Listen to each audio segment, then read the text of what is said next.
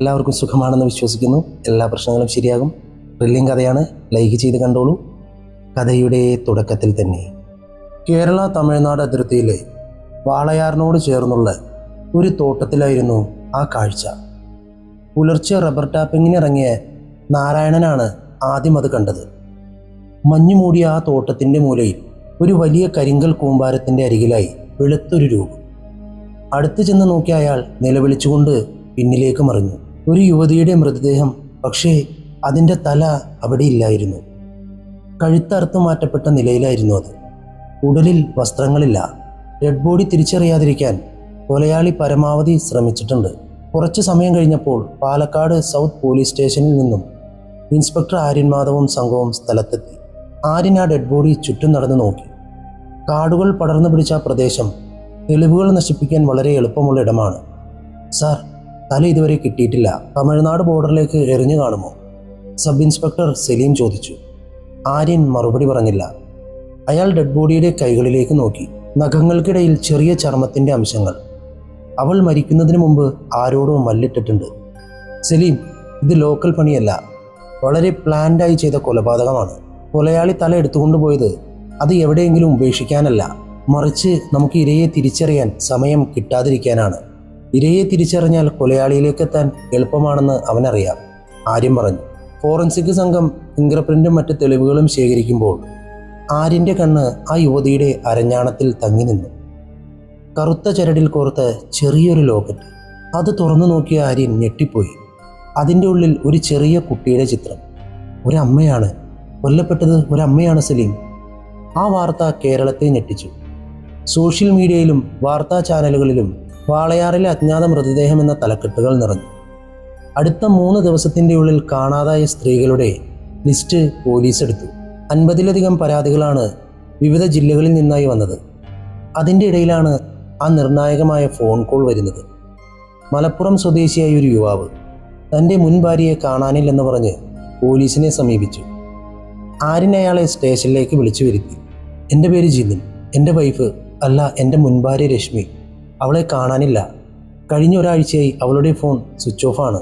ആര്യൻ അയാൾക്ക് ആ ലോക്കറ്റിലെ ചിത്രം കാണിച്ചു കൊടുത്തു. ജിതിൻ്റെ കണ്ണുകൾ വിടർന്നു. ഇതെൻ്റെ മകനാണ് സാർ. ഇത് രശ്മി ഇപ്പോഴും കൂടെ കൊണ്ട് നടക്കാറുള്ളതാണ്. കേസിലെ ആദ്യഘട്ടം പൂർത്തിയായി. കൊല്ലപ്പെട്ടത് രശ്മിയാണെന്ന് ഉറപ്പായി. പക്ഷെ അവളെ കൊന്നതാരാണ്? എന്തിനാണ് തല മുറിച്ചു മാറ്റിയത്? ആര്യൻ രശ്മിയുടെ കോൾ ഡീറ്റെയിൽസ് എടുത്തു. കഴിഞ്ഞ 3 മാസമായി അവൾ ഏറ്റവും കൂടുതൽ സംസാരിച്ച നമ്പർ ഒരു ആഷിഖ് എന്ന വ്യക്തിയുടേതാണ്. ആരാണ് ഈ ആഷിഖ്? ആര്യൻ തൻ്റെ ടീമിനോട് പറഞ്ഞു, ഈ ആഷിഖിനെ പിടിക്കണം, അവൻ എവിടെയാണെങ്കിലും. അന്വേഷണം ആഷിഖിൻ്റെ ഗ്രാമത്തിലേക്ക് നീങ്ങുമ്പോൾ ആര്യൻ അറിയില്ലായിരുന്നു താൻ ചെന്ന് ചാടാൻ പോകുന്നത് കേരളം കണ്ട ഏറ്റവും വലിയ ക്രിമിനൽ ബുദ്ധിക്ക് മുന്നിലേക്കാണെന്ന്. അന്വേഷണം ആര്യൻ മാധവിൻ്റെ നേതൃത്വത്തിൽ വേഗത്തിലായി. ആര്യൻ്റെ മേശപ്പുറത്ത് രശ്മിയുടെയും ആഷിഖിൻ്റെയും കോൾ റെക്കോർഡുകളുടെ ഒരു വലിയ കെട്ട് തന്നെ ഉണ്ടായിരുന്നു. ആര്യൻ ഓരോ പേജും സൂക്ഷ്മമായി പരിശോധിച്ചു. കഴിഞ്ഞ 1 വർഷമായി രശ്മിയുടെ ലോകം ആഷിഖിനെ ചുറ്റിപ്പറ്റിയായിരുന്നുവെന്ന് ആ രേഖകൾ വിളിച്ചു പറയുന്നു. സാർ, ആഷിഖിനെ കുറിച്ചുള്ള വിവരങ്ങൾ കിട്ടിയിട്ടുണ്ട്. സലീം ധൃതിയിൽ റൂമിലേക്ക് വന്നുകൊണ്ട് പറഞ്ഞു. യഥാർത്ഥ പേര് ആഷിഖ് എന്ന് തന്നെയാണ്. വയസ്സ് 28. നാട്ടിൽ ഒരു പാവൻ ഡ്രൈവറാണെന്ന് ഇമേജ്. പക്ഷെ ആള് അത്ര നിസ്സാരക്കാരനല്ല. കാസർഗോഡ് മുതൽ തിരുവനന്തപുരം വരെ പലയിടങ്ങളിലും ഇയാൾ ടാക്സി ഓടിച്ചിട്ടുണ്ട്. രശ്മി ഒരു സ്വകാര്യ ആശുപത്രിയിൽ റിസപ്ഷനിസ്റ്റായി ജോലി ചെയ്യുമ്പോഴാണ് ഇവർ പരിചയപ്പെടുന്നത്. ആര്യൻ ഒരു സിഗരറ്റിന് തീ കൊളുത്തി. അപ്പോൾ അവരുടെ ബന്ധം തുടങ്ങിയിട്ട് 2 വർഷത്തോളമായി. ജിതിനുമായുള്ള വിവാഹമോചനത്തിൻ്റെ ശേഷമാണോ ഇത് തുടങ്ങിയത്? അല്ല സാർ, ഈ ബന്ധം അറിഞ്ഞതാണ് ജിതിനും രശ്മിയും തമ്മിലുള്ള പ്രശ്നങ്ങൾക്ക് കാരണമായതെന്ന് തോന്നുന്നു. രശ്മിക്ക് ആഷിഖിനെ അന്ധമായ വിശ്വാസമായിരുന്നു. സ്വന്തം വീട്ടുകാരെ പോലും ഉപേക്ഷിച്ചാണ് അവൾ ആഷിഖിനൊപ്പം ലിവിംഗ് റിലേഷൻഷിപ്പിൽ കഴിഞ്ഞിരുന്നത്. സലീം വിശദീകരിച്ചു. ആര്യൻ പെട്ടെന്നൊരു കാര്യം ശ്രദ്ധിച്ചു. സലീം, രശ്മി കൊല്ലപ്പെട്ട ഡിസംബർ 6-ന് ആഷിഖിൻ്റെ ലൊക്കേഷൻ എവിടെയായിരുന്നു? സാർ, അവൻ്റെ ഫോൺ അന്ന് രാത്രി 8 മണിക്ക് ശേഷം സ്വിച്ച് ഓഫ് ആണ്. ഒടുവിൽ ടവർ ലൊക്കേഷൻ കാണിക്കുന്നത് പാലക്കാട് ടൗണിലാണ്. അതിനുശേഷം അവൻ്റെ ഫോൺ പ്രവർത്തിച്ചിട്ടില്ല. ആര്യൻ ആലോചനയിലാണ്ടു. കൊലയാളി വളരെ ബുദ്ധിമാനായി നീങ്ങുന്നു. തൻ്റെ സഞ്ചാരപഥം മറയ്ക്കാൻ അവൻ ശ്രമിക്കുന്നു. പക്ഷേ അവൻ എവിടെയാണ് പിഴച്ചത്? ആര്യൻ ഉടൻ തന്നെ തൻ്റെ സൈബർ വിങ്ങിനെ വിളിച്ചു. ആഷിഖിൻ്റെ ബാങ്ക് അക്കൗണ്ടുകൾ പരിശോധിക്കൂ. കഴിഞ്ഞ ഒരാഴ്ചയായി അവൻ പണം എവിടെ നിന്നൊക്കെ പിൻവലിച്ചിട്ടുണ്ട്. അതുപോലെ അവൻ ഉപയോഗിക്കുന്ന വാഹനത്തിൻ്റെ വിവരങ്ങൾ എല്ലാം ശേഖരിക്കണം. അന്വേഷണം തുടർന്നുകൊണ്ടിരിക്കുമ്പോൾ രശ്മിയുടെ ഒരു കൂട്ടുകാരി നീതുവിനെ പോലീസ് ചോദ്യം ചെയ്യാൻ വിളിപ്പിച്ചു. നീതു പേടിച്ചിരണ്ട് സ്റ്റേഷനിലേക്ക് എത്തി. രശ്മി ആഷിഖിനെ കുറിച്ച് എന്തെങ്കിലും പറഞ്ഞിട്ടുണ്ടോ? അവർക്കിടയിൽ എന്തെങ്കിലും പ്രശ്നങ്ങളുണ്ടായിരുന്നോ? ആര്യൻ ശാന്തമായി ചോദിച്ചു.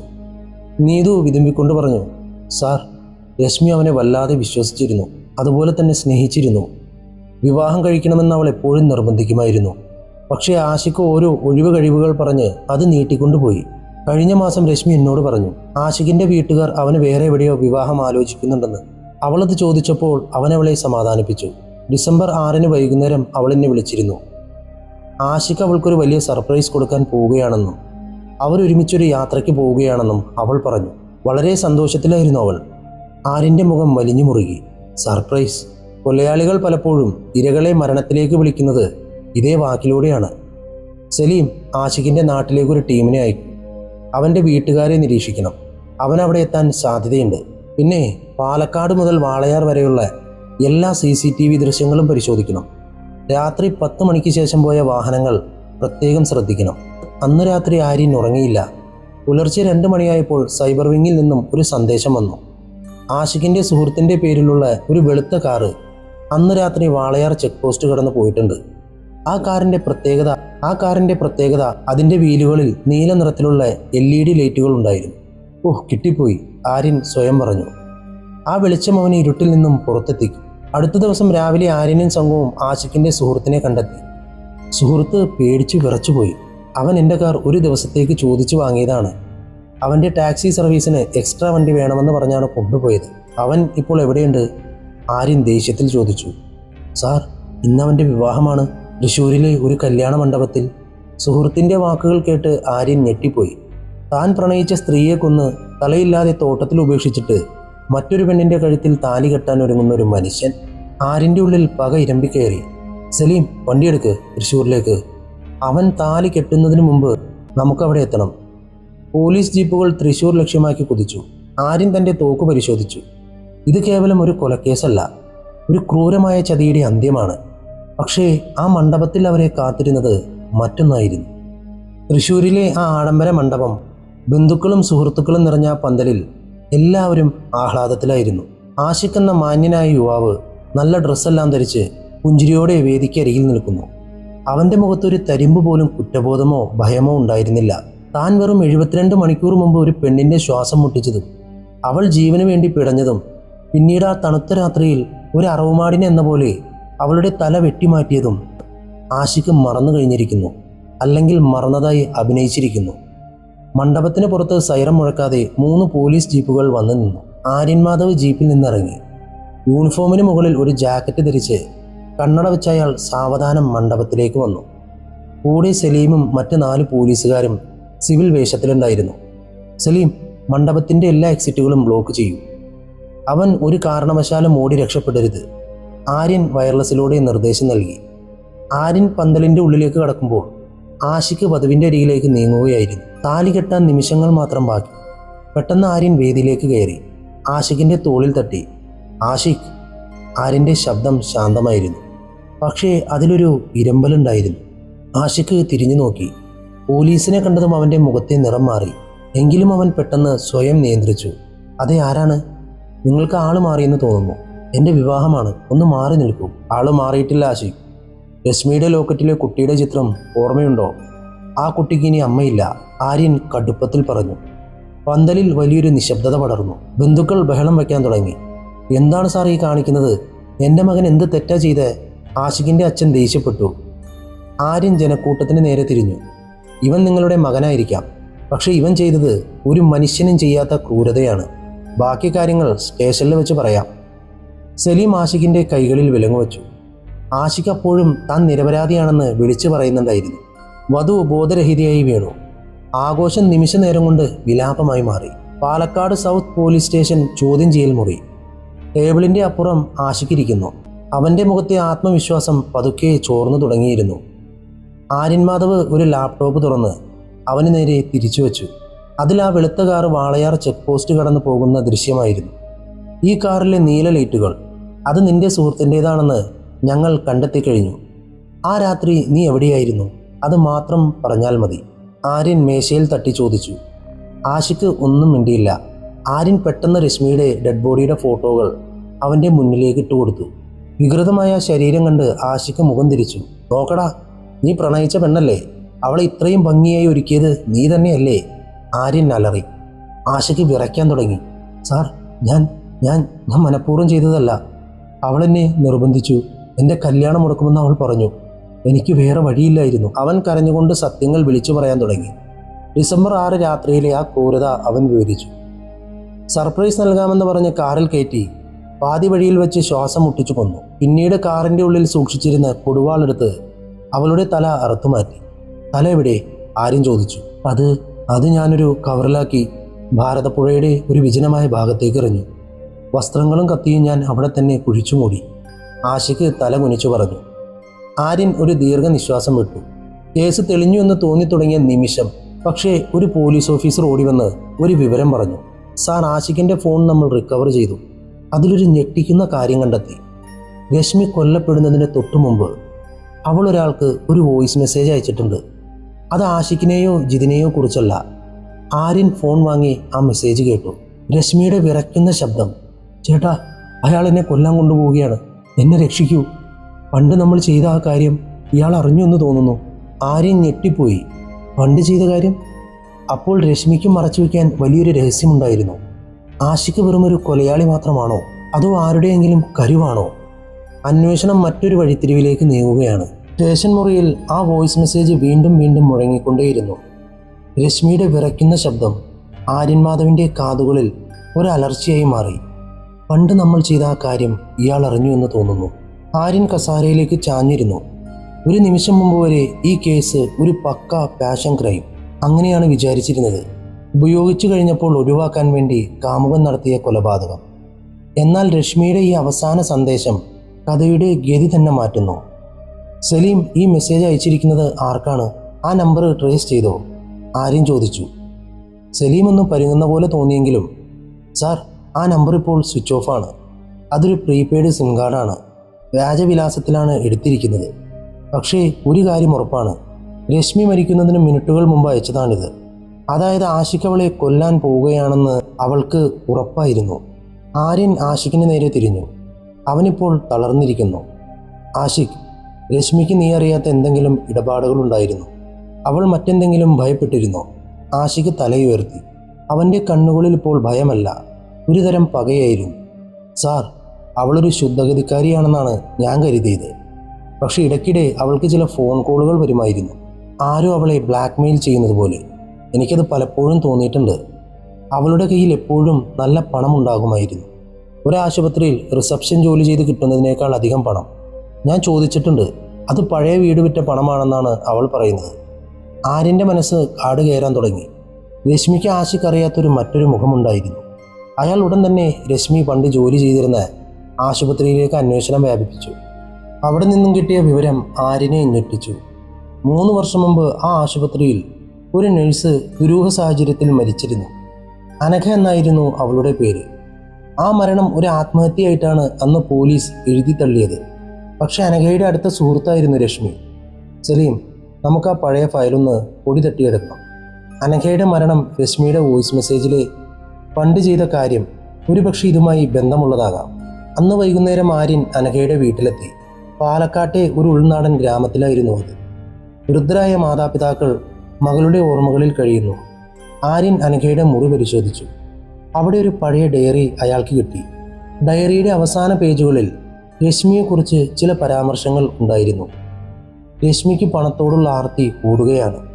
ആശുപത്രിയിലെ ആ ഡോക്ടറുമായി ചേർന്ന് അവൾ എന്തോ വലിയ ചതി ചെയ്യുന്നുണ്ട്. എനിക്ക് പേടിയാകുന്നു. ഞാനിത് പുറത്തു പറയുമെന്ന് അവൾക്കറിയാം. ആര്യൻ്റെ ഉള്ളിൽ ഒരു ചിത്രം തെളിഞ്ഞു വന്നു. അനഘ ആത്മഹത്യ ചെയ്തതല്ല, കൊല ചെയ്യപ്പെട്ടതാകാം. അതിന് രശ്മി കൂട്ടുനിന്നിരിക്കാം. ഒരുപക്ഷെ രശ്മിയെ ബ്ലാക്ക്മെയിൽ ചെയ്തിരുന്നത് ആ പഴയ രഹസ്യം അറിയുന്ന ആരോ ആകണം.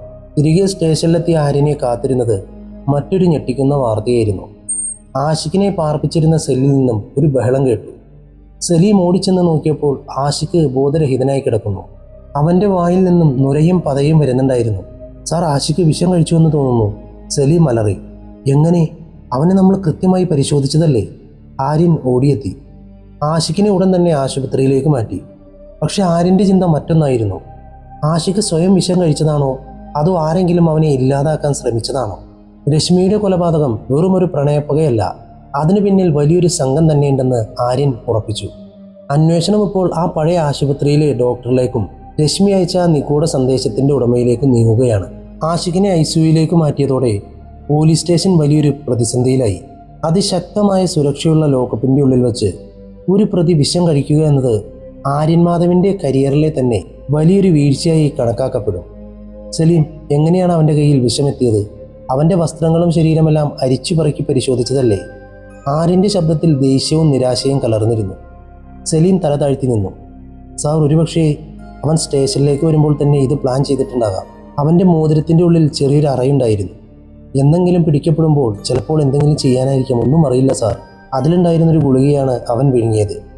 ഡോക്ടർമാർ പറയുന്നത് രക്ഷപ്പെടാൻ സാധ്യത കുറവാണെന്നാണ്. ആര്യൻ ഐസിയുവിന് പുറത്ത് ഇടനാഴിയിലൂടെ അങ്ങോട്ടും ഇങ്ങോട്ടും നടന്നു. ആഷിഖ് മരിച്ചാൽ രശ്മിയുടെ കൊലപാതകത്തിലെ ഏക സാക്ഷി ഇല്ലാതെയാകും. അതിലുപരി രശ്മി അയച്ച നിഗൂഢ സന്ദേശത്തിന് പിന്നിലെ ചേട്ടൻ, അതാരാണെന്ന രഹസ്യം ആഷിഖിന് അറിയാൻ സാധ്യതയുണ്ട്. അതിനിടയിൽ സൈബർ വിങ്ങിൽ നിന്നും ആര്യനൊരു ഫോൺ കോൾ വന്നു. സാർ, രശ്മി ആ വോയിസ് മെസ്സേജ് അയച്ച നമ്പർ നമ്മൾ ട്രേസ് ചെയ്തു. ആ സിം കാർഡ് എടുത്ത വിലാസം വ്യാജമാണെങ്കിലും ആ ഫോൺ അവസാനമായി ആക്റ്റീവായ സ്ഥലം പാലക്കാട്ടെ വിക്ടോറിയ ആശുപത്രിയിലെ പരിസരമാണ്. Victoria hospital. അനഘ എന്ന നേഴ്സ് മരിച്ച അതേ സ്ഥലം. ആര്യൻ്റെ കണ്ണുകളിൽ ഒരു തിളക്കം തെളിഞ്ഞു. അയാൾ ഉടൻ തന്നെ അങ്ങോട്ട് തിരിച്ചു. അവിടെ എത്തിയ ആര്യൻ പഴയ ജീവനക്കാരുടെ ലിസ്റ്റ് വീണ്ടും പരിശോധിച്ചു. അനഘയുടെയും രശ്മിയുടെയും കാലത്ത് അവിടെ ഉണ്ടായിരുന്ന ഡോക്ടർ രാഹുൽ എന്ന വ്യക്തിയെക്കുറിച്ചാണ് ആര്യൻ അന്വേഷിച്ചത്. പക്ഷേ ഡോക്ടർ രാഹുൽ കഴിഞ്ഞ 2 വർഷമായി അവിടെ ജോലി ചെയ്യുന്നില്ലെന്നും അയാളിപ്പോൾ ഒരു സ്വകാര്യ ക്ലിനിക്ക് നടത്തുകയാണെന്നും വിവരം ലഭിച്ചു. ആര്യൻ ഡോക്ടർ രാഹുലിൻ്റെ ക്ലിനിക്കിലെത്തി. വളരെ ശാന്തനായിരിക്കുന്ന ഒരു മനുഷ്യൻ. ആര്യൻ ആ വോയിസ് മെസ്സേജ് അയാളെ കേൾപ്പിച്ചു. അത് കേട്ടപ്പോൾ രാഹുലിൻ്റെ മുഖത്ത് ചെറിയൊരു ഭാവമാറ്റം ഉണ്ടായെങ്കിലും അയാൾ അത് മറച്ചു പിടിച്ചു. സാർ, ഇത് രശ്മിയുടെ ശബ്ദമാണ്. പക്ഷേ എനിക്കിതിനെക്കുറിച്ച് ഒന്നും അറിയില്ല സാർ. ഞങ്ങളൊരേ ആശുപത്രിയിൽ ജോലി ചെയ്തു എന്നത് സത്യമാണ്, രാഹുൽ പറഞ്ഞു. അനഘയുടെ മരണത്തെക്കുറിച്ച് ഡോക്ടറിന് എന്താ പറയാനുള്ളത്? ആര്യൻ പെട്ടെന്ന് ചോദിച്ചു. രാഹുൽ ഒന്ന് പതറി. അതൊരു ആത്മഹത്യയായിരുന്നല്ലോ. അവൾക്ക് ചില വ്യക്തിപരമായ പ്രശ്നങ്ങളുണ്ടായിരുന്നു. അല്ല ഡോക്ടർ, ആര്യൻ ഇടയ്ക്ക് കയറി പറഞ്ഞു. അനഘ മരിക്കുന്നതിന് മുമ്പ് രശ്മിയുമായി വലിയൊരു വഴക്കുണ്ടായിരുന്നു. രശ്മിയും നിങ്ങളും ചേർന്ന ആശുപത്രിയിൽ ചില നിയമവിരുദ്ധമായ കാര്യങ്ങൾ ചെയ്യുന്നുണ്ടെന്ന് അവൾ കണ്ടെത്തിയിരുന്നു. അവയവക്കടത്താണോ അതോ മരുന്ന് പരീക്ഷണമാണോ? രാഹുലിൻ്റെ കൈകൾ വിറയ്ക്കാൻ തുടങ്ങി. അയാൾ ഒന്നും മിണ്ടിയില്ല. ആര്യൻ അയാളുടെ ക്യാബിൻ പരിശോധിച്ചു. അവിടെ ഒരു പഴയ ഫോട്ടോയിൽ രാഹുലിൻ്റെ കൂടെ നിൽക്കുന്ന മറ്റൊരു യുവാവിനെ ആര്യൻ ശ്രദ്ധിച്ചു. അയാളുടെ കഴുത്തിൽ ഒരു ടാറ്റു ഉണ്ടായിരുന്നു, ഒരു കറുത്ത പാമ്പിൻ്റെ രൂപം. പെട്ടെന്ന് ആര്യൻ്റെ വയർലെസ് മുഴങ്ങി. സലീമായിരുന്നു അത്. സാർ, ആശുപത്രിയിൽ നിന്നൊരു വാർത്ത.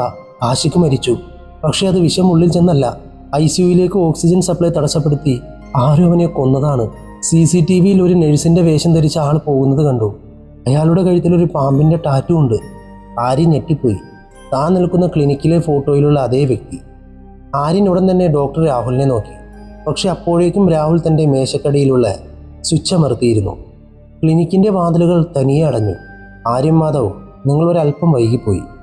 രശ്മിക്ക് ഞങ്ങളുടെ രഹസ്യങ്ങൾ അറിയാമായിരുന്നു. അതുകൊണ്ട് അവൾ മരിച്ചു. ആഷിഖ് അവളെ കൊന്നത് ഞങ്ങൾക്കൊരു സൗകര്യമായി. ഇപ്പോൾ ആഷിഖ് മരിച്ചതോടെ എല്ലാ തെളിവുകളും ഇല്ലാതെയായി.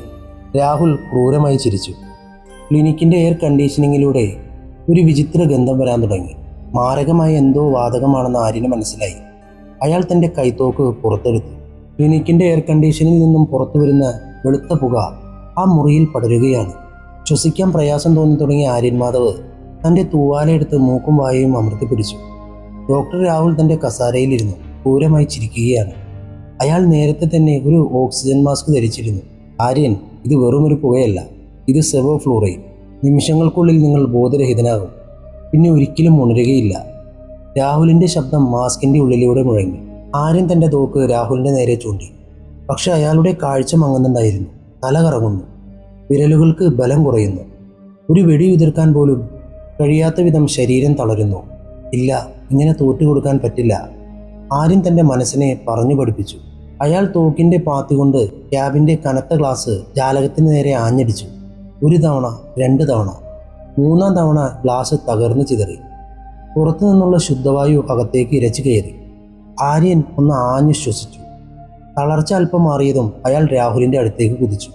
രാഹുൽ ഓടി രക്ഷപ്പെടാൻ ശ്രമിച്ചെങ്കിലും ആര്യൻ അയാളുടെ കാലിൽ പിടിച്ചു വലിച്ച് താഴേക്കിട്ടു. ആര്യൻ്റെ ബലിഷ്ഠമായ കൈകൾ രാഹുലിൻ്റെ കഴുത്തിൽ മുറുകി. ആരാണ് ആ പാമ്പ് ടാറ്റുള്ളവൻ? ആഷിക്ക് മരിക്കുന്നതിന് മുമ്പ് അവനെ കണ്ടിരുന്നു. നിന്റെ കൂടെയുള്ള ഫോട്ടോയിൽ വീണ്ടും കണ്ടു. പറയടാ, ആര്യൻ അലറി. രാഹുൽ ശ്വാസം കിട്ടാതെ പിടഞ്ഞു. അവൻ അവൻ എൻ്റെ അനിയനാണ്, വരുൺ. അവൻ നിങ്ങളെ വെറുതെ വിടില്ല. പെട്ടെന്ന് ക്ലിനിക്കിൻ്റെ മുൻവാതിൽ തകർത്ത് സലീമും സംഘവും അകത്തേക്ക് കയറി. ആര്യനെ സുരക്ഷിതനായി കണ്ടപ്പോൾ സലീമിന് ആശ്വാസമായി. പോലീസ് സംഘം രാഹുലിനെ വിലങ്ങു വെച്ചു. സലീം, ആശുപത്രിയിൽ നടന്നത് എന്താണെന്ന് കൃത്യമായി പറ, ആര്യൻ കിതച്ചുകൊണ്ട് ചോദിച്ചു. സാർ, ICUവിൽ കയറിയത് ഒരു പുരുഷനായിരുന്നു. നേഴ്സിൻ്റെ വേഷം ധരിച്ചവൻ ആഷിക്കിൻ്റെ ഓക്സിജൻ സപ്ലൈ ഓഫ് ചെയ്തു. ആഷിക്ക് പിടഞ്ഞു മരിക്കുന്നത് അവൻ നോക്കി നിന്നു. CCTVയിൽ അവൻ്റെ മുഖം വ്യക്തമല്ല, പക്ഷേ കഴുത്തിലെ ആ ടാറ്റു സലീം ശ്രദ്ധിച്ചിരുന്നു. അവനൊരു ബൈക്കിൽ രക്ഷപ്പെട്ടു.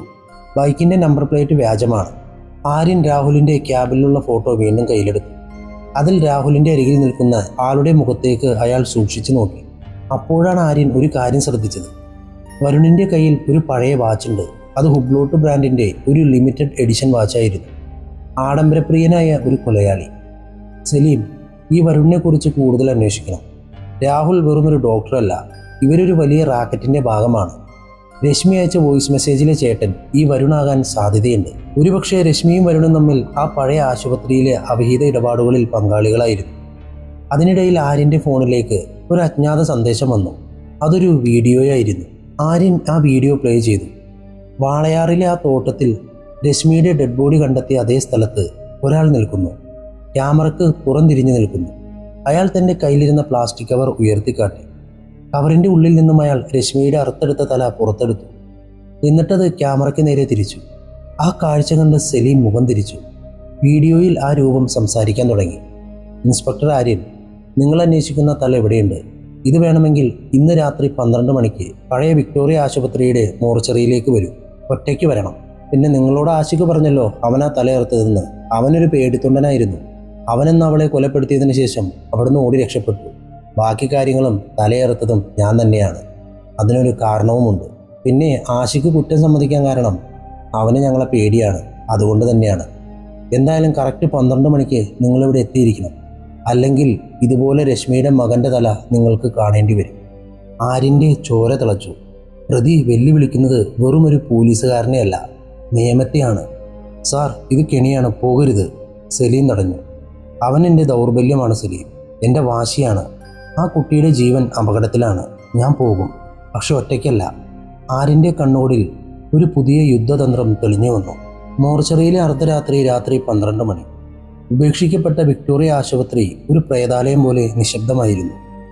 കാട് പിടിച്ചു കിടക്കുന്ന പരിസരവും അടർന്നു വീണ ചുവരുകളും ആ അന്തരീക്ഷത്തെ ഭയാനകമാക്കി. ആര്യൻ മാധവ് തൻ്റെ കറുത്ത SUV ആശുപത്രി ഗേറ്റിൻ്റെ പുറത്ത് നിർത്തി. അയാൾ കൈത്തോക്ക് ലോഡ് ചെയ്തു. എന്നിട്ടത് ജാക്കറ്റിൻ്റെ ഉള്ളിൽ ഒളിപ്പിച്ചു. സലീം, എല്ലാവരും റെഡിയല്ലേ? ആര്യൻ തൻ്റെ ചെവിയിലുള്ള ചെറിയ ബ്ലൂടൂത്ത് ഇയർപീസിലൂടെ ചോദിച്ചു. ഉണ്ട് സാർ. 10 പോലീസുകാർ സിവിൽ വേഷത്തിൽ ആശുപത്രിക്ക് ചുറ്റും നിലയുറപ്പിച്ചിട്ടുണ്ട്. Sniper team ടെറസിലുണ്ട്. പക്ഷേ സാർ, സൂക്ഷിക്കണം. വരുൺ ഒരു ക്രിമിനൽ സൈക്കോയാണ്. സലീമിൻ്റെ ശബ്ദം ഇയർപീസിലൂടെ കേട്ടു. ആര്യൻ സാവധാനം ആശുപത്രിക്കുള്ളിലേക്ക് നടന്നു. ടോർച്ച് വെട്ടം തറയിലെ പൊടിയിലും ചിലന്തി വലകളിലും തട്ടി പ്രതിഫലിച്ചു. ഇടനാഴിയിൽ കാറ്റ് തട്ടുമ്പോൾ കേൾക്കുന്ന ശബ്ദം ആരുടെയും ഉള്ളിൽ ഭയമുണ്ടാക്കും. അയാൾ മോർച്ചറി ലക്ഷ്യമാക്കി നീങ്ങി. തണുത്ത കാറ്റ് ആ മുറിയിൽ നിന്നും പുറത്തേക്ക് വരുന്നുണ്ടായിരുന്നു. മോർച്ചറിയുടെ തുരുമ്പിച്ച വാതിൽ തള്ളി തുറന്നപ്പോൾ ആര്യൻ കണ്ടത് വിചിത്രമായൊരു കാഴ്ചയാണ്. മുറിയുടെ നടുവിൽ ഒരു ടേബിളിൻ്റെ ചുറ്റും മെഴുകുതിരികൾ കത്തിച്ചു വച്ചിരിക്കുന്നു. ആ ടേബിളിൻ്റെ മുകളിൽ ഒരു പ്ലാസ്റ്റിക് കവർ. അതിൻ്റെ അപ്പുറം നിഴലിൽ ഒരാൾ ഇരിക്കുന്നുണ്ട്. വരൂ ആര്യൻ മാധവ്, ഞാൻ നിങ്ങളെ കാത്തിരിക്കുകയായിരുന്നു. വരുണിൻ്റെ ശബ്ദം ഇരുട്ടിൽ നിന്നും മുഴങ്ങി. ആര്യൻ ടോർച്ച് വെട്ടം അങ്ങോട്ട് തിരിച്ചു. വരുൺ ഒരു കസാരയിൽ ഇരിക്കുകയാണ്. അവൻ്റെ കഴുത്തിലെ ആ സ്നേക്കിൻ്റെ ടാറ്റു ആ വെളിച്ചത്തിൽ ചലിക്കുന്നത് പോലെ തോന്നി. അവൻ്റെ കയ്യിൽ ഹുബ്ലോട്ട് വാച്ച് തിളങ്ങുന്നുണ്ട്. എവിടെ രശ്മിയുടെ മകൻ? അവനെ വിട്ടേക്ക്, ആര്യൻ ദേഷ്യത്തിൽ പറഞ്ഞു. വരുൺ എഴുന്നേറ്റു. അവൻ സുരക്ഷിതനാണ്. അവനിപ്പോൾ എൻ്റെ ആളുകളുടെ കൂടെയാണ്. പക്ഷെ നിങ്ങൾക്ക് വേണ്ടത് ഇതല്ലേ? അയാൾ ടേബിളിലെ പ്ലാസ്റ്റിക് കവർ തുറന്നു. രശ്മിയുടെ അഴുകി തുടങ്ങിയ തല അയാൾ പുറത്തെടുത്തു. ആര്യൻ അറപ്പോടെ മുഖം ചൊലിച്ചു. നീ എന്തിനാണ് ഈ ക്രൂരത കാണിക്കുന്നത് വരും? രശ്മി നിന്റെ ചേട്ടൻ്റെ കൂടെ ജോലി ചെയ്തവളല്ലേ? അവൾ നിന്റെ പെങ്ങളാണെന്നല്ലേ അവൾ കരുതിയിരുന്നത്? വരുൺ പൊട്ടിച്ചിരിച്ചു. പെങ്ങളോ? അവൾ വെറും ഒരു കച്ചവട പങ്കാളിയായിരുന്നു. അനഘ എന്ന നഴ്സിനെ കൊന്നപ്പോൾ അവൾ എൻ്റെ കൂടെ ഉണ്ടായിരുന്നു. പക്ഷേ അവൾക്ക് അത്യാഗ്രഹം കൂടി. ആശുപത്രിയിൽ നിന്നും കടത്തിയ അവയവങ്ങളുടെ കണക്ക് അവൾ ഡയറിയിൽ എഴുതി വെച്ചു. അത് വെച്ച് അവൾ എന്നെ ബ്ലാക്ക്മെയിൽ ചെയ്യാൻ തുടങ്ങി. ആ ഡയറി എവിടെയാണെന്ന് കണ്ടെത്താനാണ് ഞാൻ അവളെ കൊന്നത്. പക്ഷെ അവളെ കൊന്നത് ആഷിക്കല്ലേ? ആര്യൻ ചോദിച്ചു. ആഷിക്കൊരു ഉപകരണം മാത്രമായിരുന്നു. അവനെ രശ്മിയെ ഒഴിവാക്കണമായിരുന്നു. ഞാനാണ് അവന് പണവും കൊലപാതകത്തിനുള്ള പ്ലാനും നൽകിയത്. പക്ഷെ അവന് തല വെട്ടാൻ മാത്രം പറ്റില്ലായിരുന്നു. ശ്വാസം മുട്ടിച്ചു കൊന്ന് അവളെ ഉപേക്ഷിച്ച് കടന്നു കളഞ്ഞു. പക്ഷെ എനിക്കങ്ങനെ വിടാൻ പറ്റില്ലല്ലോ. ഞാൻ അവളുടെ തല വെട്ടിമാറ്റി. കാരണം ആ തലയ്ക്കുള്ളിലാണ് അവൾ ആ രഹസ്യം ഒളിപ്പിച്ചത്. വരുൺ രശ്മിയുടെ തലയുടെ പിൻഭാഗത്തെ മുടി വകഞ്ഞു മാറ്റി. അവിടെ ചെറിയൊരു സർജിക്കൽ തുന്നലുണ്ടായിരുന്നു. അവളൊരു മൈക്രോ ചിപ്പ് അവളുടെ തലയോട്ടിക്ക് താഴെ സർജറിയിലൂടെ ഒളിപ്പിച്ചിരുന്നു. ഞങ്ങളുടെ റാക്കറ്റിലെ എല്ലാ VVIP ഇടപാടുകാരുടെയും വിവരങ്ങൾ അതിലുണ്ട്. അത് കിട്ടാതെ എനിക്ക് ഉറങ്ങാൻ കഴിയില്ലായിരുന്നു. വരുൺ ഒരു കത്തിയെടുത്ത് ആ തുന്നൽ മുറിക്കാൻ തുനിഞ്ഞു. നിർത്തടാ, ആര്യൻ തോക്ക് ചൂണ്ടി മുന്നോട്ട് വന്നു. അല്ല, ഒരു കാര്യം ചോദിക്കട്ടെ, നീ എങ്ങനെയാണ് ഇവളുടെ തലയിൽ അതുണ്ടെന്നറിഞ്ഞത്? ഇവൾ ഭീഷണിപ്പെടുത്തുമ്പോൾ പലപ്പോഴും ഞങ്ങളോട് പറഞ്ഞിട്ടുണ്ട്, നിങ്ങളുടെ എല്ലാ വിവരങ്ങളും എൻ്റെ ശരീരത്തിലുണ്ടെന്ന്. പലപ്പോഴും ഇവൾ തലയുടെ ഭാഗത്തേക്ക് കൈകൊണ്ട് തടവുന്നത് ഞങ്ങൾ ശ്രദ്ധിച്ചിട്ടുണ്ട്. എനിക്ക് അന്ന് മുതൽ ഡൗട്ടായിരുന്നു ഇവളുടെ തലയിൽ എന്തോ പ്രശ്നമുണ്ടെന്ന്. അപ്പോഴാണ് മനസ്സിലായത് ആ രഹസ്യം ഇവളുടെ തലയുടെ ഭാഗത്ത് മൂടി വച്ചിട്ടുണ്ടെന്ന്. പെട്ടെന്ന് മോർച്ചറിയുടെ മുകൾ ഭാഗത്ത് നിന്നും വലിയൊരു ഇരുമ്പ് വല ആര്യൻ്റെ മേലേക്ക് വീണു. ആര്യൻ അതിൻ്റെ ഉള്ളിൽ കുടുങ്ങിപ്പോയി. വരുണിൻ്റെ കൂടെയുണ്ടായിരുന്ന 2 ഗുണ്ടകൾ മറവിൽ നിന്നും പുറത്തു വന്നു. ആര്യൻ, നിങ്ങളൊരു മികച്ച പോലീസുകാരനായിരിക്കാം, പക്ഷേ ഞാനൊരു മികച്ച വേട്ടക്കാരനാണ്. വരുൺ കത്തികൊണ്ട് രശ്മിയുടെ തലയോട്ടിയിൽ നിന്നും ആ മൈക്രോ ചിപ്പ് പുറത്തെടുത്തു. അവനത് തൻ്റെ കയ്യിലുള്ള ഒരു ചെറിയ ലാപ്ടോപ്പിൽ കണക്ട് ചെയ്തു. ഇതിലെ വിവരങ്ങൾ സെർവറിലേക്ക് അപ്ലോഡായാൽ പിന്നെ ആർക്കും എന്നെ തൊടാൻ കഴിയില്ല. നിങ്ങളുടെ DGP മുതൽ മന്ത്രിമാർ വരെ ഇതിൽ കൊടുക്കും. ലാപ്ടോപ്പിൽ അപ്ലോഡിംഗ് 40% എന്ന് തെളിഞ്ഞു. ആര്യൻ തൻ്റെ കയ്യിലുണ്ടായിരുന്ന ഒരു ചെറിയ ബ്ലേഡ് കൊണ്ട് വല മുറിക്കാൻ ശ്രമിച്ചു. പക്ഷേ സമയം കുറവായിരുന്നു. സ്നൈപ്പർ ടീമിന് അകത്തേക്ക് കാഴ്ചകൾ കാണാൻ കഴിഞ്ഞില്ല. സലീമിന് അകത്തേക്ക് വരാൻ കഴിഞ്ഞില്ല. കാരണം മോർച്ചറിയുടെ വാതിൽ ലോക്ക് ചെയ്തിരുന്നു. Saleem, plan B. ആര്യൻ ഇയർപീസിലൂടെ അലറി. പെട്ടെന്ന് മോർച്ചറിയുടെ ഭിത്തി തകർത്ത് ഒരു ബുൾഡോസർ അകത്തേക്ക് ഇരച്ചു കയറി. ബുൾഡോസർ ഭിത്തി തകർത്ത് അകത്തേക്ക് ഇരച്ചു കയറിയപ്പോൾ ഉണ്ടായ ആഘാതത്തിൽ മോർച്ചറിയിലെ മലിനമായ വായു പൊടിപടലങ്ങളാൽ നിറഞ്ഞു. കോൺക്രീറ്റ് പാളികൾ തകർന്നു വീഴുന്ന ശബ്ദത്തിൻ്റെ ഇടയിൽ ആര്യൻ മാധവ് വരുണിൻ്റെ മേലേക്ക് ആഞ്ഞു വീണു. തൻ്റെ സർവ്വശക്തിയും സംഭരിച്ച് ആര്യൻ വരുണിൻ്റെ കഴുത്തിന് നേരെ ആഞ്ഞു പിടിച്ചു. ചിപ്പുങ്ങ് താടാ, ആര്യൻ അലറി. വരുൺ ഒട്ടും പ്രതീക്ഷിക്കാത്ത ഒരു ആക്രമണമായിരുന്നു അത്. എങ്കിലും ഒരു പരിശീലനം സിദ്ധിച്ച വേട്ടക്കാരനെ പോലെ അവൻ ആര്യൻ്റെ മുഖത്ത് തൻ്റെ കൈമുട്ടുകൊണ്ട് ആഞ്ഞടിച്ചു. ആര്യൻ്റെ മൂക്കിൽ നിന്നും രക്തം ചീറ്റി. പക്ഷേ ആര്യൻ പിടിവിട്ടില്ല. 2 പേരും തറയിൽ കിടന്ന് മല്ലിട്ടു. അതിൻ്റെ ഇടയിൽ വരുണിൻ്റെ ലാപ്ടോപ്പ് തറയിൽ വീണു. സ്ക്രീനിൽ അപ്ലോഡിംഗ് 85% എന്ന് തെളിയുന്നു. ഡാറ്റ മുഴുവനും സെർവറിലേക്ക് എത്തിയാൽ പിന്നെ ഈ പോരാട്ടം കൊണ്ട് ഒരു പ്രയോജനവുമില്ല. കേരളത്തിലെ പല പ്രമുഖരുടെയും കറുത്ത ചിത്രങ്ങൾ ഇല്ലാതാക്കാനോ അല്ലെങ്കിൽ അവരെ വരുണിനെ ബ്ലാക്ക്മെയിൽ ചെയ്യാനോ ആ ചിപ്പ് സഹായിക്കും. സലീം, സിസ്റ്റം ഹാക്ക് ചെയ്യും, അപ്ലോഡിംഗ് തടയണം, ആര്യൻ നിലവിളിച്ചു പറഞ്ഞു. തകർന്ന ഭിത്തിയിലൂടെ സലീമും സംഘവും അകത്തേക്ക് പാഞ്ഞെത്തി. വരുണിൻ്റെ ഗുണ്ടകൾ പോലീസിൻ്റെ എതിരെ വെടിയുതിർത്തു. മോർച്ചറിക്കുള്ളിൽ വെടിയൊച്ചകൾ മുഴങ്ങി. സ്റ്റീൽ ടേബിളുകളിൽ വെടിയുണ്ടകൾ തട്ടിത്തെറിക്കുന്ന ശബ്ദം. വരുൺ തൻ്റെ കയ്യിലുണ്ടായിരുന്ന ചെറിയ കത്തികൊണ്ട് ആര്യൻ്റെ തോളിൽ ഒരാഴത്തിലുള്ള മുറിവേൽപ്പിച്ചു. വേദന കൊണ്ടൊരു നിമിഷം ആര്യൻ പിടിവിട്ടു. ആ തക്കത്തിന് വരുൺ ഉരുണ്ടുമാറി ലാപ്ടോപ്പിൻ്റെ അടുത്തേക്ക് പാഞ്ഞു. നീ ഒരിക്കലും എന്നെ തോൽപ്പിക്കില്ല ആര്യൻ. വരുൺ ലാപ്ടോപ്പ് കയ്യിലെടുത്ത് ഒരു ബട്ടൺ അമർത്താൻ തുനിഞ്ഞു. പെട്ടെന്നൊരു വെടിവെച്ച കേട്ടു. വരുണിൻ്റെ കയ്യിലിരുന്ന ലാപ്ടോപ്പ് തകർന്നു ചിതറി. സ്നൈപ്പർ ടീമിലെ പ്രഭുവായിരുന്നു അത്. അവൻ കൃത്യമായി വെടിയുതിർത്തു. ലാപ്ടോപ്പ് തകർന്നതോടെ അപ്ലോഡിംഗ് നിന്നു. വരുൺ ഒരു നിമിഷം സ്തംഭിച്ചുപോയി. തൻ്റെ സർവ്വതും തകർന്നു എന്ന തിരിച്ചറിവ് അവനൊരു ഭ്രാന്തനെ പോലെയാക്കി. അവൻ തൻ്റെ അരയിൽ നിന്നും മറ്റൊരു തോക്ക് പുറത്തെടുത്തു. എല്ലാം തീർന്നെങ്കിൽ നിന്നെയും കൊന്നിട്ട് ഞാൻ തീരും. അവൻ ആര്യന് നേരെ വെടിയുതിർത്തു. ആര്യൻ ഒരു സ്റ്റീൽ ടേബിളിൻ്റെ പിന്നിലേക്ക് ഡൈവ് ചെയ്തു. വെടിയുണ്ടകൾ ട്രോളിയിൽ തട്ടി ചിതറി. ആര്യൻ്റെ തോക്കെടുത്ത് വരുണിൻ്റെ കാലിന് നേരെ വെടിവെച്ചു. കാലിൽ വെടിയേറ്റ വരുൺ നിലവിളിച്ചുകൊണ്ട് തറയിൽ വീണു. സലീം ഓടിച്ചെന്ന് അവൻ്റെ കൈകൾ പിന്നിലേക്ക് തിരിച്ച് വിലങ്ങു വച്ചു. പിടിച്ചു സാർ, പാമ്പിൻ്റെ വിഷമിറക്കി, സലീം ആവേശത്തോടെ പറഞ്ഞു. ആര്യൻ എഴുന്നേറ്റ് നിന്ന് തൻ്റെ മുറിഞ്ഞ തോളിൽ കയ്യമർത്തി. അയാൾ തറയിൽ കിടന്ന മൈക്രോ ചിപ്പ് എടുത്തു. രശ്മിയുടെ തലയുടെ പിറകിൽ അവൾ കാത്തു സൂക്ഷിച്ച ആ രഹസ്യം ഇപ്പോൾ അയാളുടെ കയ്യിലാണ്. സാർ, ഇവൻ്റെ കൂടെ ഉണ്ടായിരുന്നവർ ഓടി രക്ഷപ്പെട്ടു.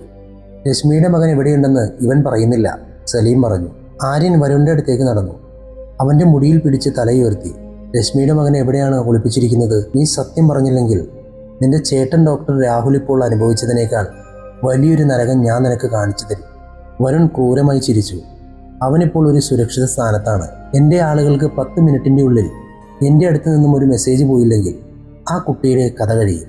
നിങ്ങളെന്നെ അറസ്റ്റ് ചെയ്താൽ ആ കുട്ടി മരിക്കും. എന്നെ വിട്ടയച്ചാൽ അവൻ ജീവിക്കും. എന്ത് വേണം ഇൻസ്പെക്ടർ?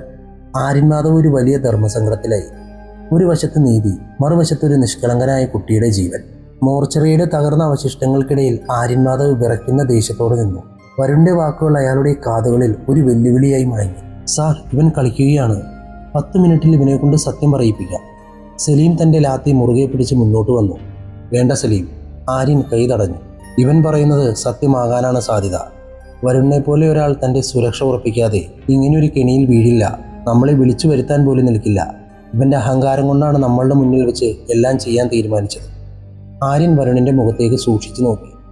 കാലിലെ വെടിയേറ്റ മുറിവിൽ നിന്നും രക്തം വാർന്നു പോകുന്നുണ്ടെങ്കിലും വരുണിൻ്റെ കണ്ണുകളിൽ വിജയിച്ചവൻ്റെ തിളക്കമായിരുന്നു. 8 മിനിറ്റ് കൂടി ആര്യൻ. സമയം പോയിക്കൊണ്ടിരിക്കുകയാണ്. ഞാൻ മരിച്ചാൽ ആ കുട്ടി തീരും. എന്നെ ഇവിടെ നിന്നും സുരക്ഷിതമായി പുറത്തെത്തിക്കൂ. എൻ്റെ കൈകൾ അഴിക്കൂ. എങ്കിൽ മാത്രം ആ മെസ്സേജ് ഞാൻ അയക്കും. വരുൺ കിതച്ചുകൊണ്ട് പറഞ്ഞു. ആര്യൻ പെട്ടെന്ന് പതുക്കെ വരുണിൻ്റെ ഹുബ്ലോട്ട് വാച്ചിലേക്ക് നോക്കി.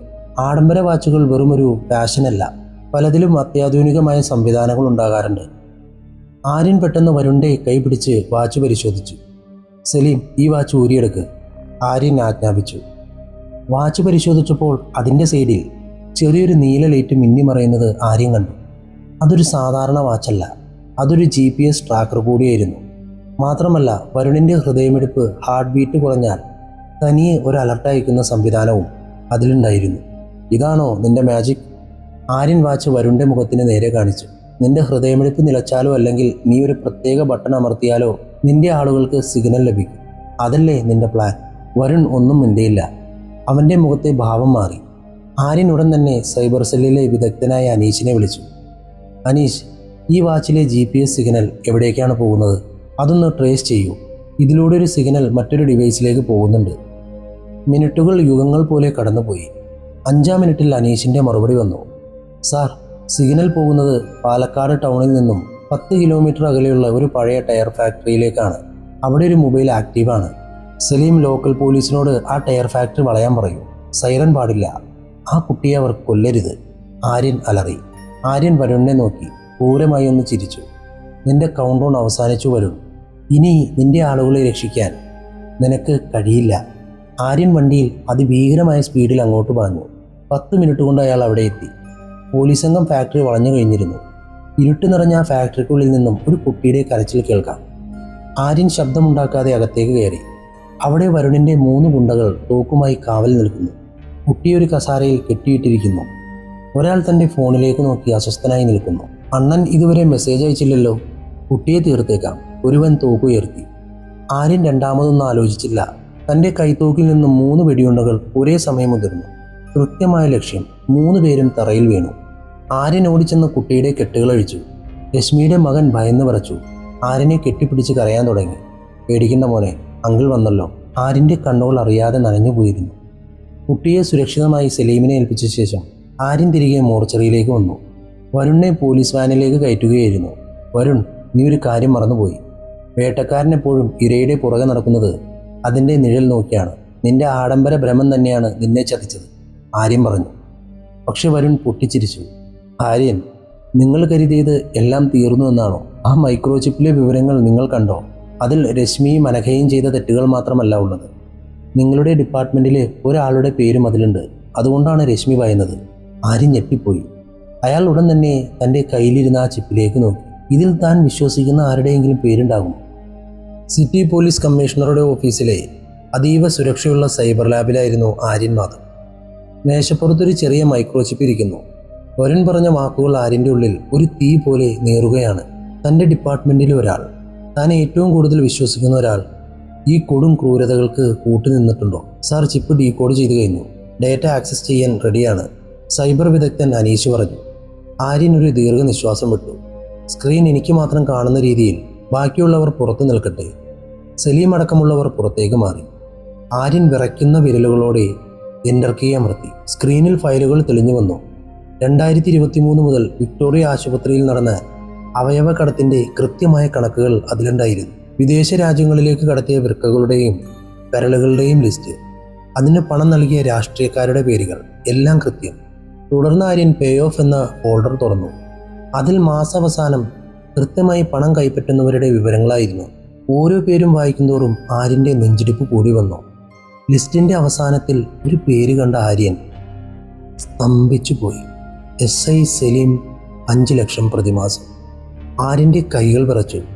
സലീം തൻ്റെ നിഴൽ പോലെ കൂടെയുള്ളവൻ, ഓരോ റെയ്ഡിലും ഓരോ അന്വേഷണത്തിലും തൻ്റെ വലങ്കൈയായി നിന്നവൻ, രശ്മിയുടെ ഡെഡ് ബോഡി കണ്ടപ്പോൾ തന്നോടൊപ്പം സങ്കടപ്പെട്ടവൻ. അവനെങ്ങനെ ഇതിൻ്റെ ഭാഗമാകും? ആര്യൻ പതുക്കെ പുറത്തേക്ക് നോക്കി. ഗ്ലാസ് ഡോറിൻ്റെ അപ്പുറം സലീം ഫോണിൽ ആരോടോ സംസാരിച്ചു കൊണ്ടിരിക്കുന്നു. ആര്യനെ കണ്ടപ്പോൾ അവനൊന്ന് പുഞ്ചിരിച്ചു. ആ പുഞ്ചിരിയിൽ ഇത്രയും കാലം താൻ കാണാത്ത ഒരു ചതി ഒളിഞ്ഞിരിപ്പുണ്ടായിരുന്നു. ആര്യൻ അത് തിരിച്ചറിഞ്ഞു. രശ്മി അയച്ച വോയിസ് മെസ്സേജ് ആര്യൻ ഒരിക്കൽ കൂടി കേട്ടു. ചേട്ടാ, അയാൾ എന്നെ കൊല്ലാൻ കൊണ്ടുപോവുകയാണ്. പണ്ട് നമ്മൾ ചെയ്ത ആ കാര്യം ഇയാൾ അറിഞ്ഞു. രശ്മി ആ സന്ദേശം അയച്ചത് വരുണിനോ രാഹുലിനോ ആയിരുന്നില്ല, അത് സലീമിനായിരുന്നു. രശ്മിയുടെ നാട്ടുകാരനായിരുന്നു സലീം. അവൾക്കവൻ സലീം ചേട്ടനായിരുന്നു. അനഘയെ കൊലപ്പെടുത്തിയപ്പോൾ പോലീസിൻ്റെ ഭാഗത്തു നിന്നും ആ കേസ് ഒതുക്കി തീർത്തത് സലീമായിരുന്നു. അതിനു പകരമായി അവൻ ഈ റാക്കറ്റിൽ നിന്നും പണം കൈപ്പറ്റി. പെട്ടെന്ന് സലീം അകത്തേക്ക് വന്നു. സാർ, ചിപ്പിൽ നിന്നും എന്തെങ്കിലും കിട്ടിയോ? നമുക്ക് അറസ്റ്റുമായി മുന്നോട്ട് പോകണ്ടേ? ആര്യൻ ലാപ്ടോപ്പ് പതുക്കെ മടക്കി. മുഖത്തെ ഭാവം മാറ്റാതെ അയാൾ പറഞ്ഞു, വലിയ കാര്യമായൊന്നുമില്ല സലീം, എല്ലാം എൻക്രിപ്റ്റായി പോയി. ഇത് തുറക്കാൻ കുറച്ച് സമയം കൂടി എടുക്കും. നീ പോയി കാറ് റെഡിയാക്കൂ, നമുക്ക് കമ്മീഷണറെ കാണാൻ പോകണം. സലീം പുറത്തേക്ക് പോയതും ആര്യൻ തൻ്റെ തോക്ക് പരിശോധിച്ചു. വിശ്വാസം തകരുമ്പോൾ ഉണ്ടാകുന്ന വേദനയേക്കാൾ വലുതാണ് ഒരു ചതിയനെ നിയമത്തിൻ്റെ മുന്നിൽ എത്തിക്കാനുള്ള വാശി. കാറിൽ കമ്മീഷണറുടെ ഓഫീസിലേക്ക് പോകുമ്പോൾ ആര്യൻ നിശബ്ദനായിരുന്നു. സലീം വണ്ടി ഓടിക്കുകയാണ്. വഴിയിൽ ഒരു വിജനമായ സ്ഥലമെത്തിയപ്പോൾ ആര്യൻ പറഞ്ഞു, വണ്ടി ഒന്ന് നിർത്തൂ സലീം. എന്താണ് സാർ, എന്തെങ്കിലും പ്രശ്നമുണ്ടോ? സലീം വണ്ടി ഒതുക്കി നിർത്തി. രശ്മി നിന്നെ വിളിച്ചിരുന്നല്ലേ സലീം? അവൾ മരിക്കുന്നതിന് തൊട്ടു മുമ്പ്. ആര്യൻ്റെ ശബ്ദം മഞ്ഞുപോലെ തണുത്തിരുന്നു. സലീമിൻ്റെ ഉള്ളിൽ ഒരു മിന്നൽ പിണർ പാഞ്ഞു. അവൻ ആര്യനെ നോക്കി. ആര്യൻ്റെ കയ്യിലുണ്ടായിരുന്ന തോക്ക് സലീമിൻ്റെ നെഞ്ചിന് നേരെയായിരുന്നു. സാർ, നിങ്ങൾ എന്താ ഈ പറയുന്നത്? സലീം ചിരിക്കാൻ ശ്രമിച്ചു. ചിപ്പിലെ വിവരങ്ങൾ ഞാൻ കണ്ടു സലീം. 5 ലക്ഷം രൂപയാണല്ലോ നിന്റെ വില. ഒരു നഴ്സിനെ കൊന്നത് ഒളിപ്പിച്ചു വയ്ക്കാൻ നീ കൂട്ടുനിന്നു. രശ്മി കൊല്ലപ്പെടുമെന്ന് അറിഞ്ഞിട്ട് നീ മിണ്ടിയില്ല. കാരണം അവൾ മരിച്ചാൽ നിന്റെ രഹസ്യം പുറത്തു വരില്ലെന്ന് നീ കരുതി അല്ലേ? ആര്യൻ അലറി. സലീമിൻ്റെ ഭാവം മാറി. അവൻ്റെ കണ്ണുകളിലെ വിനയം മാറി പകയായി. അവൻ പെട്ടെന്ന് തൻ്റെ അരയിൽ നിന്നും തോക്കെടുക്കാൻ ശ്രമിച്ചു. പക്ഷെ ആര്യൻ വേഗത്തിൽ പ്രവർത്തിച്ചു. തോക്കിൻ്റെ പാത്തി കൊണ്ട് ആര്യൻ സലീമിൻ്റെ തലയ്ക്കൊരു അടി കൊടുത്തു. സലീം ബോധരഹിതനായി നിലത്തേക്ക് ചാഞ്ഞു. ആര്യൻ അവൻ്റെ കയ്യിൽ വിലങ്ങ് വെച്ചു. നീതിക്ക് വേഷമില്ല സലീം. യൂണിഫോം ഇട്ടാലും ഇട്ടില്ലെങ്കിലും കുറ്റവാളി കുറ്റവാളി തന്നെയാണ്. അത് പറഞ്ഞുകൊണ്ട് സലീമിനെ അവിടെ നിന്ന് എടുത്തുകൊണ്ടുപോയി ലോക്കപ്പിലാക്കിയ ശേഷം ആര്യൻ രശ്മിയുടെ മകനെ കാണാൻ പോയി. അവനെ സമാധാനിപ്പിച്ച ആ കുട്ടിയെ അവൻ്റെ അച്ഛനെ ഏൽപ്പിച്ചു. ഈ കേസ് അവസാനിച്ചിട്ടില്ല. ഈ റാക്കറ്റിന് പിന്നിലുള്ള വലിയ സ്രാവുകളെ പിടിക്കാനുണ്ട്. ആ മൈക്രോചിപ്പിലെ ബാക്കി പേരുകൾ അവർക്ക് വേണ്ടിയുള്ള വേട്ട തുടങ്ങാൻ പോവുകയാണ്. സലീമിനെ അറസ്റ്റ് ചെയ്ത വാർത്ത പുറത്തായതോടെ പാലക്കാട് പോലീസ് ആസ്ഥാനം അക്ഷരാർത്ഥത്തിൽ സ്തംഭിച്ചുപോയി. സ്വന്തം ഡിപ്പാർട്ട്മെൻറ്റിലെ ഒരു ഉദ്യോഗസ്ഥനെതിരെ ഇത്രയും ഗുരുതരമായ ആരോപണം ഉന്നയിച്ച ആര്യൻ മാധവനെതിരെ വലിയൊരു വിഭാഗം തിരിഞ്ഞു. സഹപ്രവർത്തകരുടെ കണ്ണുകളിൽ വിശ്വാസത്തിന് പകരം സംശയവും ഭയവും ഉണ്ടായി. അന്ന് വൈകുന്നേരം ആര്യനെ കമ്മീഷണർ തൻ്റെ ഓഫീസിലേക്ക് വിളിപ്പിച്ചു. അവിടെ കമ്മീഷണറെ കൂടാതെ ആഭ്യന്തര വകുപ്പിലെ ഒരു ഉന്നത ഉദ്യോഗസ്ഥനും ഇരിക്കുന്നുണ്ടായിരുന്നു. ആര്യൻ, നീ എന്ത് പരിപാടിയായി കാണിക്കുന്നത്? കമ്മീഷണറുടെ ശബ്ദത്തിൽ നീരസമുണ്ടായിരുന്നു. സലീമിനെ പോലെ സർവീസ് റെക്കോർഡുള്ള ഒരു ഓഫീസറെ തെളിവില്ലാതെ ലോക്കപ്പിലിടാൻ നിനക്ക് എങ്ങനെ തോന്നി? ചിപ്പിലെ ഒരു പേര് മാത്രം വെച്ച ഒരാളെ പ്രതിയാക്കാൻ പറ്റില്ലെന്ന് നിനക്കറിയാലോ. സാർ, അത് വെറുമൊരു പേരല്ല. ആര്യൻ ശാന്തമായി മറുപടി നൽകി. ബാങ്ക് സ്റ്റേറ്റ്മെൻറ്റുകളും രശ്മിയുടെ വോയിസ് മെസ്സേജും സലീമിനെതിരെയാണ്. അയാൾ ആ റാക്കറ്റിൻ്റെ കാവൽക്കാരനായിരുന്നു. മതി, നിർത്ത്. ആഭ്യന്തര സെക്രട്ടറി ഇടപെട്ടു. ഈ കേസ് ഇപ്പോൾ തന്നെ സ്റ്റേറ്റ് സ്പെഷ്യൽ വിങ്ങിന് കൈമാറാൻ ഓർഡറായിട്ടുണ്ട്. ആ മൈക്രോചിപ്പും കേസ് ഡയറിയും ഉടൻ ഹാജരാക്കണം. ആര്യൻ മാധവ്, നിങ്ങൾ നാളെ മുതൽ നിർബന്ധിത അവധിയിൽ പ്രവേശിക്കണം. ആര്യൻ ഞെട്ടിപ്പോയി. തന്നെ കേസന്വേഷണത്തിൽ നിന്നും മാറ്റാൻ ഇത്ര വേഗത്തിൽ കരുനീക്കങ്ങൾ നടക്കുമെന്ന് അയാൾ കരുതിയില്ല. ഇതിനർത്ഥം ആ മൈക്രോചിപ്പിലെ പേരുകൾ വെറും പേരുകളല്ല, സർക്കാരിനെ പോലും വിറപ്പിക്കാൻ ശേഷിയുള്ള അധികാര കേന്ദ്രങ്ങളുടേതാണ്. സാർ, ഇത് ശരിയല്ല, ആര്യൻ പറയാൻ ശ്രമിച്ചു. ഇത് ഓർഡറാണ് ആര്യൻ. ആ ചിപ്പ് ഇങ്ങ് തരൂ. കമ്മീഷണർ കൈനീട്ടി. ആര്യൻ തൻ്റെ പോക്കറ്റിൽ നിന്നും ആ ചിപ്പ് പുറത്തെടുത്തു. പക്ഷെ അയാൾക്കത് നൽകാൻ മനസ്സ് വന്നില്ല. അത് കൈമാറിയാൽ പിന്നെ ഒരിക്കലും ഈ കേസിലെ സത്യാവസ്ഥ പുറത്തു വരില്ല. അനഘയും രശ്മിയും മരിച്ചതുപോലെ ഈ കേസും എന്നേക്കുമായി കുഴിച്ചു മൂടപ്പെടും. ചിപ്പ് എൻ്റെ കാറിലെ ലോക്കറിലാണ് സാർ, എടുത്തിട്ട് വരാം. ഒരു കള്ളം പറഞ്ഞ ആര്യൻ മുറിക്ക് പുറത്തേക്ക് ഇറങ്ങി. ഓഫീസിന് പുറത്ത് ഇടനാഴിയിൽ വെച്ച് അയാൾ അനീഷിനെ കണ്ടു. അനീഷ് വല്ലാതെ പേടിച്ചിരുന്നു. സാർ, നമ്മുടെ ലാബിലെ ഡാറ്റ സെർവർ ആരോ ഹാക്ക് ചെയ്തു. ചിപ്പിൽ നിന്ന് നമ്മളെടുത്ത കോപ്പികളെല്ലാം ഡിലീറ്റ് ആയിട്ടുണ്ട്. ഇനി ആ ചിപ്പ് മാത്രമാണ് ഏക തെളിവ്. ആര്യന് കാര്യം മനസ്സിലായി. ചക്രവ്യൂഹം മുറുകുകയാണ്. അയാൾ തൻ്റെ വണ്ടിയുടെ അടുത്തേക്ക് നടന്നു. പെട്ടെന്നൊരു കറുത്ത കാർ അയാൾക്ക് അരികിലേക്ക് വന്നു. അതിൽ നിന്നും ഇറങ്ങിയത് വരുണിൻ്റെ വക്കീലായിരുന്നു. ഇൻസ്പെക്ടർ ആര്യൻ, ചില കാര്യങ്ങൾ വിട്ടുകൊടുക്കുന്നതാണ് ബുദ്ധി. നിങ്ങളുടെ കയ്യിലുള്ള ആ സാധനം ഒന്നിനും പരിഹാരമല്ല. രാത്രി 9 മണിക്ക് നിങ്ങൾ ഒറ്റയ്ക്ക് ഒരു സ്ഥലത്തേക്ക് പോകണം. അല്ലെങ്കിൽ നിങ്ങളുടെ വീടിന് കാവൽ നിൽക്കുന്ന പോലീസുകാർക്ക് പോലും നിങ്ങളെ രക്ഷിക്കാൻ കഴിയില്ല. വക്കീൽ ഒരു ചെറിയ കടലാസ് ആര്യന് നൽകിയിട്ട് കാർ ഓടിച്ചുപോയി. ആര്യൻ ആ കടലാസ് തുറന്നു നോക്കി. അതിലെഴുതിയിരുന്ന പേര് കണ്ട അയാൾ തരിച്ചുപോയി. അതൊരു രാഷ്ട്രീയ നേതാവിൻ്റെയോ ബിസിനസ്സുകാരൻ്റെയോ പേരായിരുന്നില്ല. അതൊരു സ്ഥലമായിരുന്നു. അനഘയുടെ ശവകുടീരം. എന്തിനാണ് അവർ തന്നെ അങ്ങോട്ട് വിളിക്കുന്നത്? ആര്യൻ തൻ്റെ തോക്ക് ലോഡ് ചെയ്തു. താൻ ഒറ്റപ്പെട്ടിരിക്കുന്നുവെന്ന് അയാൾക്ക് ബോധ്യമായി. സ്വന്തം ഡിപ്പാർട്ട്മെൻറ്റ് കൈവിട്ടു.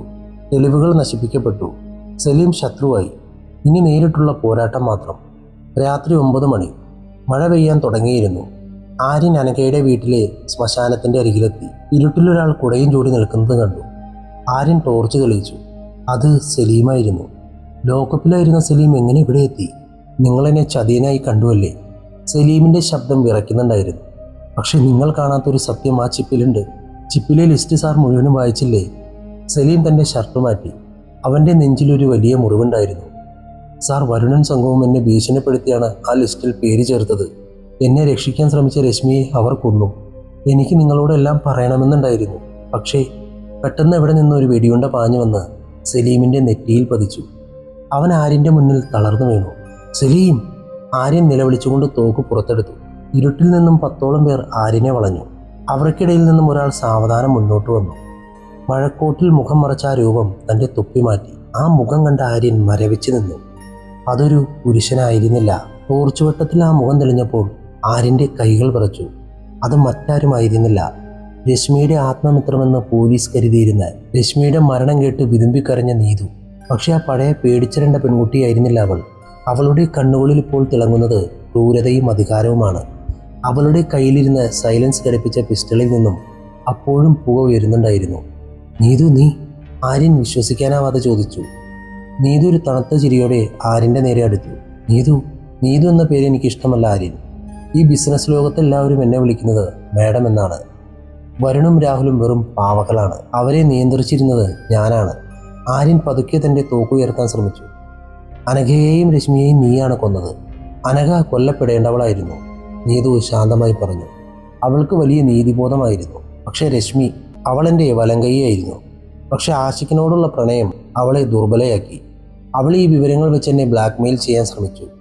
വരുണിനെ വിട്ട് അവളെ കൊന്നത് ഞാൻ തന്നെയാണ്. അവളുടെ തലയിറക്കാൻ പറഞ്ഞതും ഞാൻ തന്നെയാണ്. പക്ഷേ ആ മൈക്രോ ചിപ്പ് അവൾ തലയോട്ടിയിൽ ഒളിപ്പിക്കുമെന്ന് ഞാൻ കരുതിയില്ല. ആര്യൻ പല്ലുകടിച്ചു. സലീം, അവനൊരു നിരപരാധിയായിരുന്നു. സലീം പാവമായിരുന്നു. അവൻ രശ്മിയെ സ്നേഹിച്ചിരുന്നു. അതുകൊണ്ടാണ് അവൾ മരിച്ചപ്പോൾ അവൻ തകർന്നു പോയത്. അവൻ എനിക്കെതിരെ തിരിയുമെന്ന് ഉറപ്പായപ്പോഴാണ് അവൻ്റെ പേര് ആ ലിസ്റ്റിൽ ഞാൻ വ്യാജമായി ചേർത്തത്. നിങ്ങളവനെ സംശയിക്കുമെന്ന് എനിക്കറിയാമായിരുന്നു. എൻ്റെ കണക്ക് കൂട്ടലുകൾ തെറ്റാറില്ല ആര്യൻ. പെട്ടെന്ന് കാടിൻ്റെ ഉള്ളിൽ നിന്നും കൂടുതൽ ആളുകൾ ആയുധങ്ങളുമായി പുറത്തു വന്നു. ആര്യൻ വളയപ്പെട്ട് കഴിഞ്ഞിരിക്കുന്നു. ആ ചിപ്പിങ് തരൂ ആര്യൻ. അതോടെ ഈ കഥ അവസാനിക്കും. നിങ്ങളെ ഞാൻ കൊല്ലില്ല. നിങ്ങളൊരു മിടുക്കനായ ഓഫീസറാണ്. എൻ്റെ കൂടെ ജോലി ചെയ്താൽ നിങ്ങൾക്ക് ചിന്തിക്കാവുന്നതിലും അപ്പുറം പണം ഞാൻ തരും. നീതു കൈ നീട്ടി. ആര്യൻ തൻ്റെ പോക്കറ്റിൽ നിന്നും ആ ചിപ്പ് പുറത്തെടുത്തു. മഴവെള്ളത്തിൽ ചിപ്പ് തിളങ്ങി. ഇതിനു വേണ്ടിയല്ലേ നീ ഇത്രയും പേരെ കൊന്നത്? ഇതിൽ നിന്റെ പേരുമുണ്ടല്ലോ.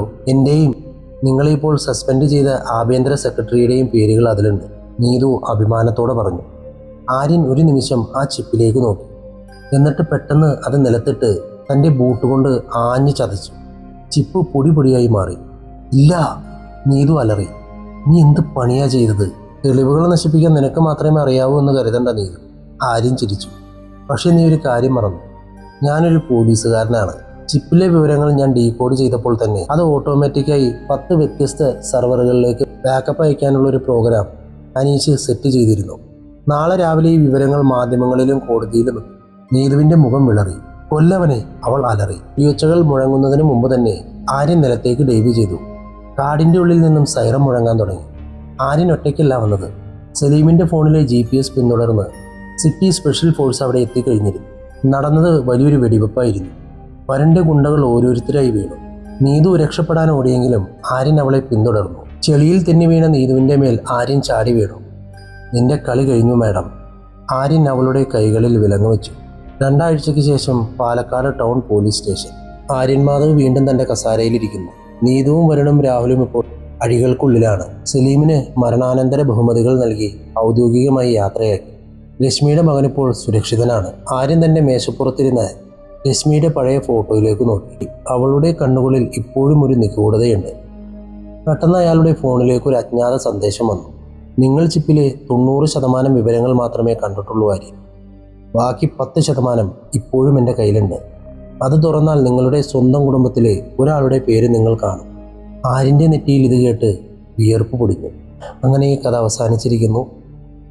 ഇതൊരു എൻഡിങ് അല്ല. ചിലപ്പോൾ വീണ്ടും തുടങ്ങുമായിരിക്കും, അറിയില്ല. എന്തായാലും ഇഷ്ടപ്പെട്ടെന്ന് കരുതുന്നു. ട്വിസ്റ്റെല്ലാം ഉണ്ടായിരുന്നല്ലേ, അടിപൊളിയായിരുന്നല്ലേ. എന്തായാലും പുതിയ കഥയുമായി വീണ്ടും വരാം.